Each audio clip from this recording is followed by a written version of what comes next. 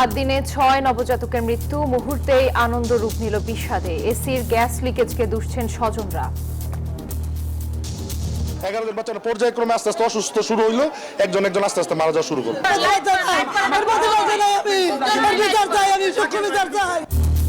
তদন্ত কমিটি গঠন।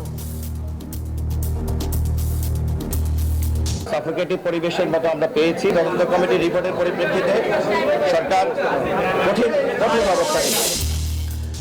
রাত পোহালি ঈদ, জাতীয় ঈদগাহ সহ দেশের বড় সব জামাতের প্রস্তুতি শেষ। নিরাপত্তা জোরদার, দেশবাসীকে প্রধানমন্ত্রীর শুভেচ্ছা। দল, মত, ধর্ম, বর্ণ নির্বিশেষে দেশবাসীকে পবিত্র ঈদের শুভেচ্ছা জানাই। ঈদ মোবারক। শেষ দিনেও ঈদ যাত্রায় বৃষ্টি ভোগান্তি। 300 টাকা ভাড়া, 700 টাকা কমে নেয় না হালুয়াগার। নিয়মিত ভাড়া 350 থেকে 400 টাকা। এটা হলে আমাদের জন্য সুন্দর হয়, সে জায়গায় 700 টাকা নিচ্ছে তারা। টাঙ্গাইল থেকে যমুনা সেতু পর্যন্ত দীর্ঘ যানজট, ট্রেনের শিডিউল বিপর্যয়। লাইফের ফার্স্ট ট্রেনে যাইতেছি, তাও সাদে 6:45 ট্রেনে আসার কথা, 9টা বাজে যাচ্ছে, কোনো ট্রেনের কোনো খবর নেই। ঈদের আগের দিন রাজধানীর পশুর হাটে ক্রেতা সংকট। ছাড়তে হচ্ছে কম দামে, বলছেন বিক্রেতারা। চলছে শেষ মুহূর্তের বেচা কেনা। আরাফাত থেকে মুজদালিফায় রাত কাটিয়ে মিনায় লাখো মুসল্লি। পশু কোরবানিতে শেষ হলো হজ। সৌদি সহ বিভিন্ন দেশে ঈদুল আজহা পালন। স্বাগত নিউজ 24 সংবাদে। দর্শক, পুরো সংবাদে আপনাদের সাথে আছি আমরা দুজন, আমি সোহাগ বক্স এবং আমি জান্নাতুল ফিরদৌস রুবা। দর্শক দেখছিলেন সুপার বোর্ড সংবাদ শিরোনাম। এবারে পুরো খবর। যে কোলগুলোতে থাকার কথা ছিল নবজাতকের হাসি, সেখানে এখন শুধুই শোকের ভার।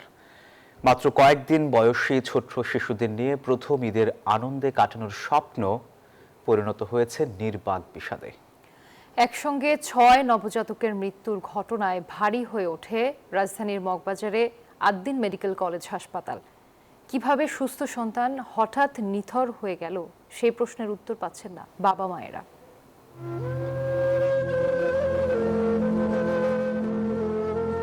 বয়সী ছোট্ট শিশুটির নামও রাখা হয়নি। নকশিকাথায় জড়িয়ে অতি আদরের পুতুলকে মুন্সিগঞ্জের সিরাজদি খানের বাড়িতে নিয়ে কিভাবে আনন্দ উদযাপন করবেন সেই স্বপ্নে বিভোর ছিলেন বাবা মা সহ স্বজনরা। কিন্তু সেই শিশুটি এখন নীরব, নিথর। কত কষ্ট নিয়ে শিশুটিকে পৃথিবী ছেড়ে চলে যেতে হয়েছে, সেই ভাবনায় হয়তো নিজের শোকটুকু প্রকাশ করতে পারছেন না বাবা মা। ওষুধ আনতে কয়, 20,000 টাকা জমা দিতে কয়। কাছে আমার মাদার ছেলের পাঠাইছি, বাবু যায় দেখে তো 20,000 টাকা জমা দিতে, ওষুধ আনতে বাবুরে যায় দেখে নাই, বাবু নাই। বাবার কোলে সন্তানের লাশ। ছোট্ট এই দেহটি যেন বাবার কাছে পৃথিবীর সবচেয়ে ভারী বস্তু। সন্তানের মৃত্যু যেন তার কাছে দুঃস্বপ্ন। খুব করে হয়তো চাইছেন প্রায় বছর জুড়ে যে শিশুর শরীরটা তার মায়ের শরীরে বেড়ে উঠতে দেখেছেন, সে যেন আবার হাসি ছড়াক। পরক্ষণে হয়তো তুলতুলে শরীরকে কিভাবে কবরে শুইয়ে দেবেন সেই কষ্ট বুকে চেপে বসছে।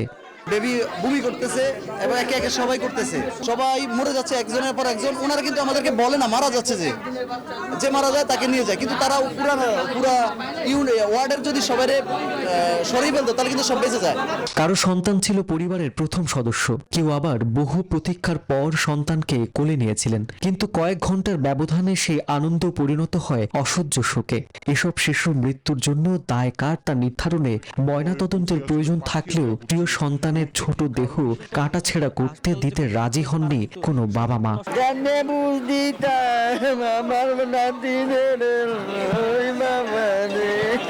স্বজনদের অভিযোগ, রাতের দিকে ওয়ার্ডের এয়ার কন্ডিশন বন্ধ থাকায় ও এসির গ্যাস লিকেজ হওয়ায় অসুস্থ হয়ে পড়ে নবজাতকরা। পরে তাদের অবস্থার অবনতি হলে নেওয়া হয় নিবিড় পরিচর্যা কেন্দ্রে, কিন্তু শেষ পর্যন্ত বাঁচানো যায়নি কাউকে। এসি বন্ধ ছিল, দিকে দিয়ে অক্সিজেন পায় নাই, অক্সিজেন পায় না, দিকে দিয়ে অবস্থা হয়েছে। সকালের থেকে আমরা বুঝতে পারছি যখন একজন মারা গেছে, মারা যাওয়ার পর থেকে দেখেন আমরা বুঝতে পারছি কোনো নাচ ছিল না। এভাবে যেন আর কোনো বাবা মায়ের বুক খালি না হয়, সেটাই তাদের চাওয়া। রাশেদ রায়হান, নিউজ 24, ঢাকা। আদ্দিন হাসপাতালে শিশু মৃত্যুর ঘটনায় রহস্যের জট বেঁধেছে। স্বজনরা বলছেন 11 শিশুর মৃত্যু হয়েছে, আর হাসপাতাল কর্তৃপক্ষ বলছে 6 জনের। মৃত্যুর কারণ নিয়েও তৈরি হয়েছে ধোঁয়াশা।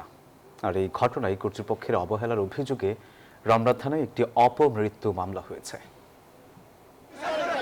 ঈদের ঠিক আগে আনন্দের বদলে আদ্দিন হাসপাতালে শুধুই বুক ফাটা আর্তনাদ। এক ওয়ার্ডেই নিভে গেছে 6 নিষ্পাপ শিশুর জীবন প্রদীপ। পোলাপান বেগুনিকার কান্না করতেছে, এক বেটি দুইটা জমাইকা বাচ্চা, ওই দুইটা বেলে মারা গেছে। বাবা রে কেমনে মানে বুঝিতা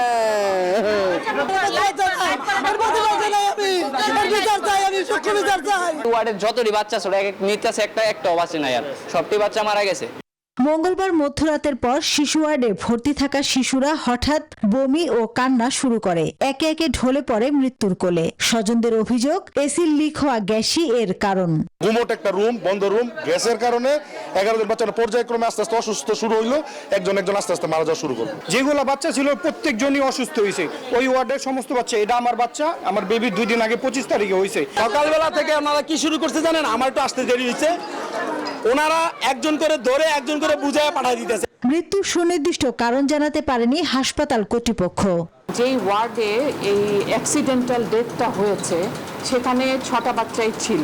এই 6টা বাচ্চা যারা ছিল তারা এট এ টাইম একসাথে অসুস্থ হয়েছে এবং এখান থেকে এনআইসিইউতেই নেওয়া হয়েছে। 6টা থেকে 9টার মধ্যে এই বাচ্চাগুলো মারা গেছে। এই সংখ্যাটা নিয়ে কনফিউশন হওয়ার কোনো কারণ নাই। জানালাবিহীন বদ্ধ এ ঘরেই রাখা হয়েছিল নবজাতকদের। হাসপাতালের নথিতে ভর্তি রোগীর সংখ্যা ও দায়িত্বরত নার্সদের তথ্যের সাথে মিল নেই হাসপাতাল কর্তৃপক্ষের দেয়া শিশু মৃত্যুর সংখ্যায়। ওই ওয়ার্ডে 11টা শিশু ছিল।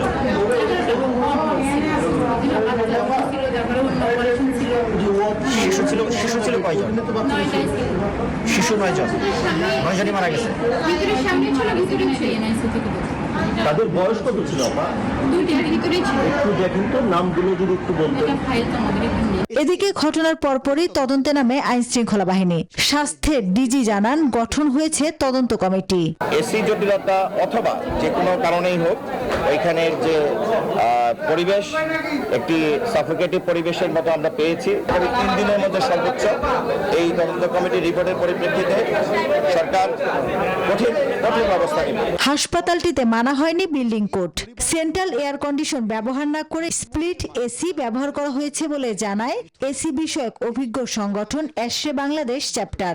বাচ্চাগুলো মারা যেতে পারে যদি সত্যি রুম হঠাৎ থাকে, ওখানে যে পরিমাণে গ্যাস আছে। ন্যাশনাল বিল্ডিং কোডে হসপিটালের ক্লিন স্পেসের জন্য কোনো স্প্লিট কিংবা কোনো ভেয়ারের কোনো প্যাকেজ অথবা উইন্ডো টাইপ এসি ব্যবহার নিষিদ্ধ, স্পষ্ট করে সেখানে লেখা আছে। নবজাতকদের এমন মৃত্যুর কারণ এখনো অজানা সংশ্লিষ্টদের। মাসুদা লাবনী, নিউজ 24, ঢাকা। ধর্মীয় ভাবগাম্ভীর্য আর উৎসবমুখর পরিবেশে আগামীকাল সারা দেশে উদযাপিত হবে মুসলমানদের অন্যতম ধর্মীয় উৎসব পবিত্র ঈদুল আজহা। ত্যাগ ও আত্মসমর্পণের মহিমায় ঈদুল আজহা উদযাপনে ব্যস্ত দেশবাসী। আর এই উপলক্ষে রাজধানী ঢাকা সহ সারা দেশে নেওয়া হয়েছে ব্যাপক প্রস্তুতি। জাতীয় ঈদগাহ ময়দানে সকাল 7:30টায় অনুষ্ঠিত হবে প্রধান জামাত। এতে অংশ নেবেন রাষ্ট্রপতি ও প্রধানমন্ত্রী। থাকছে 6 স্তরের নিরাপত্তা বলয়। ঈদুল আজহা মুসলমানদের এই উৎসব কোরবানির ঈদ নামেও পরিচিত। ঈদের দিন সকালে মুসল্লিরা ঈদগাহ ও মসজিদে 2 রাকাত ওয়াজিব নামাজ আদায় করেন। ধনী গরিব নির্বিশেষে সবাই কাঁধে কাঁধ মিলিয়ে নামাজ আদায় ও শুভেচ্ছা বিনিময় করেন। ঈদের প্রধান জামাতের জন্য প্রস্তুত রাজধানীর হাইকোর্ট সংলগ্ন জাতীয় ঈদগাহ ময়দান। রাষ্ট্রপতি, প্রধানমন্ত্রী, বিচারপতি, মন্ত্রিসভার সদস্য সহ বিভিন্ন শ্রেণী পেশার মানুষ এতে অংশ নেবেন। এ উপলক্ষে নেওয়া হয়েছে বিশেষ নিরাপত্তা। নারীদের জন্য থাকছে নামাজের আলাদা ব্যবস্থা। 35,000 মুসল্লিদের বসার ব্যবস্থা করা হয়েছে এবং মহিলাদের আলাদা ওযু এবং বসার ব্যবস্থা সম্পূর্ণ আলাদা রয়েছে। সকাল 8টায় বাইতুল মোকাররমে ঈদের জামাত শুরু হবে। এর আগে সকাল 7:30টায় সংসদ ভবনে ঈদের জামাত অনুষ্ঠিত হবে, যেখানে অংশ নেবেন স্পিকার হাফিজউদ্দিন আহমেদ। ঈদ ঘিরে রাজধানীতে সর্বোচ্চ নিরাপত্তা বলয় গড়ে তুলেছে পুলিশ। বৈরী আবহাওয়ায় ঈদ জামাতের বিকল্প ব্যবস্থা রেখেছে সিটি কর্পোরেশন। কুরবানির পশুর বর্জ্য দ্রুত অপসারণ করারও প্রস্তুতি নেওয়া হয়েছে। ময়দানকে কেন্দ্র করে 4 থেকে 6 স্তরে নিরাপত্তা বলয় গঠন করা হয়েছে। ঈদগাহ ময়দান ও আশেপাশের এলাকা এসবির সুইপিং টিম এবং সিটিটিসির ডগ স্কোয়াড দ্বারা সুইপিং করা হচ্ছে। পুরো ঈদগাহ এলাকা ও আশেপাশের গুরুত্বপূর্ণ স্থান সিসিটিভি ক্যামেরার আওতায় আনা হয়েছে এবং ডিএমপির অস্থায়ী কন্ট্রোল রুম থেকে সার্বক্ষণিক মনিটরিং করা হবে। 1 লক্ষের উপরে আমরা চট ব্যাগ সাপ্লাই দিয়েছি। আমরা আশা করব সেই চট ব্যাগের মধ্যে তারা বর্জ্যগুলো ফেলবেন, কোনো অবস্থাতেই কোনো ড্রেনের মধ্যে যাতে তারা বর্জ্য না ফেলে। ঈদুল আজহা উপলক্ষে রাষ্ট্রপতি ও প্রধানমন্ত্রী আলাদা বাণীতে দেশবাসীকে শুভেচ্ছা জানিয়েছেন। শাহনাজ ইয়াসমিন, নিউজ 24, ঢাকা। কাল দেশব্যাপী উদযাপিত হবে পবিত্র ঈদুল আজহা। ঈদের জামাত সুষ্ঠুভাবে সম্পন্ন করার লক্ষ্যে দেশের কেন্দ্রীয় ঈদগাহ মাঠগুলো সাজানো হয়েছে। চট্টগ্রামে জমিয়তুল ফালাহ জাতীয় মসজিদ ময়দানে সকাল 7টায় প্রথম এবং সকাল 8টায় দ্বিতীয় ঈদের জামাত অনুষ্ঠিত হবে। পাশাপাশি চট্টগ্রাম সিটি কর্পোরেশনের তত্ত্বাবধানে নগরীতে আরও 8টি ঈদের জামাত অনুষ্ঠিত হবে। রাজশাহীতে ঈদুল আজহার প্রধান জামাত অনুষ্ঠিত হবে হযরত শাহ মুকদম রহমতুল্লাহি আলাইহি কেন্দ্রীয় ঈদগাহে সকাল 7:30টায়। তবে আবহাওয়া ভালো না থাকলে বৃষ্টি হলে জামাত হবে সকাল 8টায়। বগুড়া কেন্দ্রীয় বড় জামে মসজিদ সহ জেলার সব বড় মসজিদগুলো প্রস্তুত করা হয়েছে নির্বিঘ্নে জামাত আদায়ের জন্য। এছাড়াও দিনাজপুরে গড়ে শহীদে সকাল 8:30টায় এবং কিশোরগঞ্জের শোলাকিয়ায় ঈদের জামাত অনুষ্ঠিত হবে সকাল 9টায়। দেশবাসীকে পবিত্র ঈদুল আজহার শুভেচ্ছা জানিয়েছেন প্রধানমন্ত্রী তারেক রহমান। একই সঙ্গে তিনি বিশ্বজুড়ে শান্তি সম্প্রীতির জন্য প্রার্থনা করেন। কোরবানির বর্জ্য পরিষ্কারে পরিচ্ছন্নতা কর্মীদের সহায়তার পাশাপাশি সবাইকে অংশ নেওয়ার আহ্বানও জানান তিনি। দল, মত, ধর্ম, বর্ণ নির্বিশেষে দেশবাসীকে পবিত্র ঈদের শুভেচ্ছা জানাই। ঈদ মোবারক। কোরবানি শুধু পশু জবাই নয়, বরং লোভ, লালসা, হিংসা, বিদ্বেষ আর মনের পশুত্বকে পরাভূত করার দীক্ষা গ্রহণের মধ্যেই নিহিত রয়েছে কোরবানির মাহাত্ম্য ও তাৎপর্য। কোরবানির চামড়া যথাযথ প্রক্রিয়ায় সংরক্ষণ করুন। কোরবানির পশুর রক্ত ও বর্জ্য পরিষ্কারের ব্যাপারে পরিচ্ছন্নতা কর্মীদের সহায়তা করুন দয়া করে। দেশবাসীকে পবিত্র ঈদুল আজহার শুভেচ্ছা জানিয়েছেন বিরোধী দলীয় নেতা ও জামায়াতের আমির ডাক্তার শফিকুর রহমান। বুধবার নিজের ভেরিফাইড ফেসবুক পেজ ও জামায়াতের দলীয় পেজে এই শুভেচ্ছা জানান। এতে পবিত্র ঈদুল আজহার ত্যাগ, কোরবানি ও আত্মনিবেদনের মহৎ শিক্ষা হৃদয়ে ধারণ করার কথা বলেন তিনি। পবিত্র হজ পালনে সৌদিতে অবস্থান করছেন ডাক্তার শফিকুর রহমান।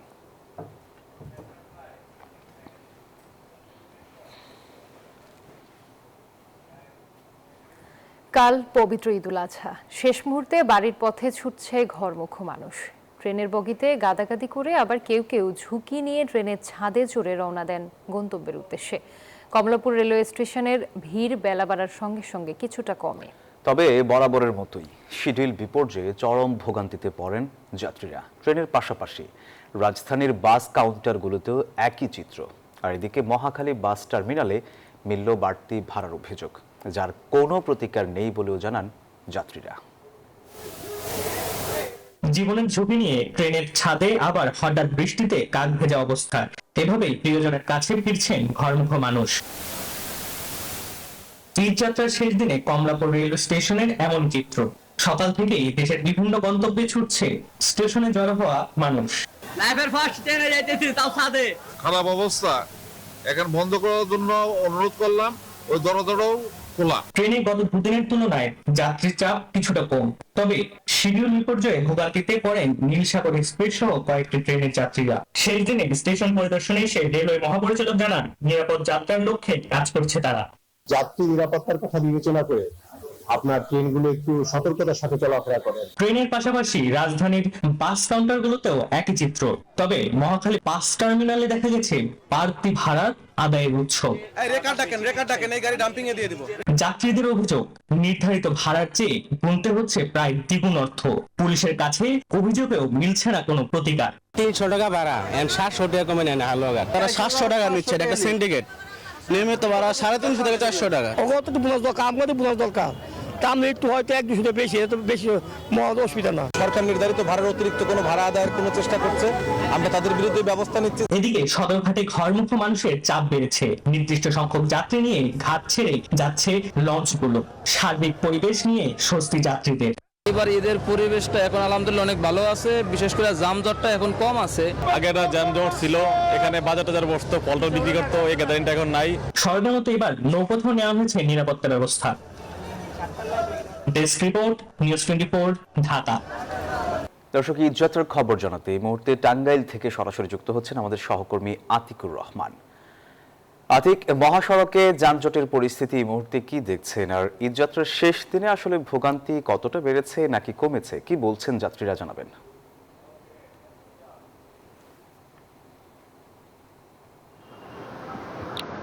ধন্যবাদ সোহাগ। রাত পোহালেই কিন্তু ঈদ, এবং আপনি জানেন যে দীর্ঘ 20 ঘন্টার পর কিন্তু এই ঢাকা টাঙ্গাইল যমুনা মহাসড়কের ঈদের যে স্বাভাবিক যান চলাচল সেটি কিন্তু হয়েছে। এবং আপনি জানেন যে আসলে সকাল থেকেই দেখানোর চেষ্টা করেছিলাম যে এই মহাসড়কের শেষ সময় আসলে ঈদের ঘরমুখো মানুষের কিন্তু অনেকটাই ভোগান্তির মধ্যে পড়তে হয়েছিল এই ঢাকা টাঙ্গাইল মহাসড়কের যারা উত্তরাঞ্চলের যাত্রীরা রয়েছেন। এবং আসলে এই যারা শেষ সময় এখন মানে বাড়িতে নারীর টানে ঈদ করার জন্য ফিরছেন, তারা কিন্তু অনেকটাই স্বস্তির মধ্যে দিয়ে যাচ্ছেন। এবং সারাদিন কিন্তু যে পরিমাণ ভোগান্তি ছিল, অর্থাৎ প্রায় 20 ঘন্টার মতন কিন্তু যানজটের মধ্যে তাদের পড়তে হয়েছিল, এখন কিন্তু অনেকটাই স্বাভাবিক গতিতে চলছে। এছাড়াও আসলে সারাদিন এখানে সেনাবাহিনী, পুলিশ, র্যাব এবং আনসার সকলেই কিন্তু এই যানজট নিরসনে কিন্তু তারা কাজ করে গিয়েছেন। তো সবকিছু মিলে বলা চলে যে আসলে সারাদিনের পর এখন কিছুটা স্বস্তির মধ্যে দিয়ে এই মহাসড়ক দিয়ে যাচ্ছেন উত্তর অঞ্চলের যাত্রীরা। এই ছিল আমার কাছে ঢাকা টাঙ্গাইল মহাসড়কের যানজট নিয়ে সর্বশেষ। ফিরে যাচ্ছি স্টুডিওতে। সোহাগ। আতিক, আপনাকে ধন্যবাদ। দর্শক, শেষ সময়ে পশুর হাটে চলছে বেচা কেনা, আর এই বিষয়ে আরো জানাতে এই মুহূর্তে সরাসরি যুক্ত হচ্ছেন আমাদের সহকর্মী তাওহিদুল ইসলাম। তাওহিদ, আপনি এই মুহূর্তে কোন হাটে আছেন, আর হাটে পশুর দাম কেমন দেখছেন শেষ সময়টাতে, কি বলছেন ক্রেতা বিক্রেতারা? ধন্যবাদ আপনাকে। আমি এই মুহূর্তে আছি বড় বেড়াইত পশুর হাট, গবাদি পশুর হাটে। এখানে ক্রেতা বিক্রেতারা শেষ মুহূর্তে কিন্তু ভালোই জমজমাট আছে এই বাজার। তবে বিক্রেতারা বলছেন, অর্থাৎ গরু ব্যবসায়ীরা এমন পরিস্থিতির মধ্যে আছেন, তারা বলছেন যে এখন কোনো মতে যদি তারা গরুটি ছেড়ে দিয়ে অর্থাৎ বিক্রি করে দিয়ে যেতে পারেন, তাহলে তারা এক প্রকার বেঁচে যান। অর্থাৎ গরুর দাম এখন এতটাই কমে গেছে যে ব্যবসায়ীদের চোখে মুখে হতাশ আমরা দেখতে পাচ্ছি, হতাশার ছাপ দেখতে পাচ্ছি। আর যারা ক্রেতা আছেন তারা বেশ আনন্দে, গরুর দাম কম হওয়ায় তারা বেশ স্বাচ্ছন্দ্যে গরু ক্রয় করতে পারছেন। এবং তারা বলছেন, তাদের সঙ্গে আমরা কথা বলেছি, তারা বলছেন যে গরুর দাম কম হওয়ায় এই শেষ রাতে গরু কিনে তারা বেশ স্বস্তি পাচ্ছেন। এছাড়া এই বাজার থেকে আমরা দেখেছি যে ব্যবসায়ীরা কিন্তু গরু নিয়েও আর কি বিক্রি করতে পারেননি, এমন ফেরতও নিয়ে যাচ্ছেন গরু। তো তারা বেশ লোকসানে পড়েছেন এমন অনেক ব্যবসায়ীরা বলছেন। তাদের কাছে জিজ্ঞেস করছিলাম যে আসলে গরুর দাম এতটা কমে যাওয়ার কারণ কি। তারা বলছেন যে আসলে এখন যে বর্তমান মানুষের পকেটে তেমন অর্থ নেই, তারপরে যে কিছু গরু আছে বাংলাদেশের না যেগুলো, অর্থাৎ ওপার থেকে কিছু গরু চোরাচালানে বাজারে কিছু গরু ঢুকেছে, এমন কিছু তারা অভিযোগ করেছেন। তবে সার্বিক ক্রেতাদের কিন্তু একটি স্বস্তি আছে, স্বস্তির জায়গা। আপনি জানেন যে রাত পোহালেই সেই পবিত্র ঈদুল আজহা, তো সেই আজহা উপলক্ষে যে এখন আজকে এই রাত পোহালেই যে ঈদের আনুষ্ঠানিকতা